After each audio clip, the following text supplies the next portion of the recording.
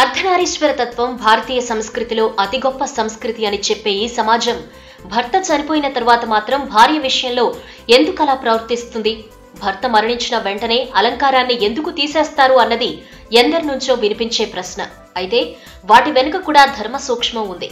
Science పరంగా, వేదం పరంగా పురుషుడి శక్తి ఓ దగ్గర ఆగిపోతుంది, కానీ స్త్రీ శక్తికి అంతం లేదు. అందుకే స్త్రీ శక్తిని తగ్గించి పురుషుడితో సమానం చేసేందుకే బొట్టు, మెట్టెలు, తాళి, గాజులు అనే ఆభరణాలతో కంట్రోల్ చేస్తారు. నువ్వు ఓ కుటుంబానికి బాధ్యత వహిస్తున్నావు. సర్వకాల సర్వావస్థల్లోనూ భర్త అడుగుజాడల్లో నడిచేందుకు సిద్ధపడ్డావు. నాలో ఎంత శక్తున్నా నా కుటుంబానికి అదెంతవరకు అవసరమో అంతవరకే ఉపయోగించాలి అని ప్రతి క్షణం గుర్తు చేసేవే బొట్టు, మెట్టెలు, తాళి, గాజులు. ఇవన్నీ స్త్రీ శక్తిని కంట్రోల్ చేసి అనుక్షణం కుటుంబం కోసం తప్పించేలా చేస్తాయి. అయితే భర్త శాశ్వతంగా దూరమైనప్పుడు ఆమె శక్తిని కంట్రోల్ చేయాల్సిన అవసరం లేదు.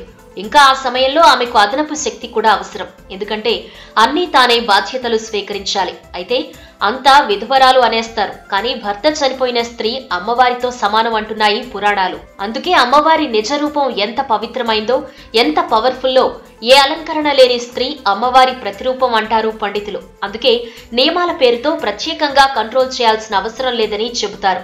ఈ వీడియో మీకు నచ్చినట్టయితే లైక్ చేయండి, షేర్ చేయండి. మరిన్ని ఇంట్రెస్టింగ్ వీడియోస్ చూడడానికి మా ఛానల్ కు తప్పక సబ్స్క్రైబ్ అవ్వండి.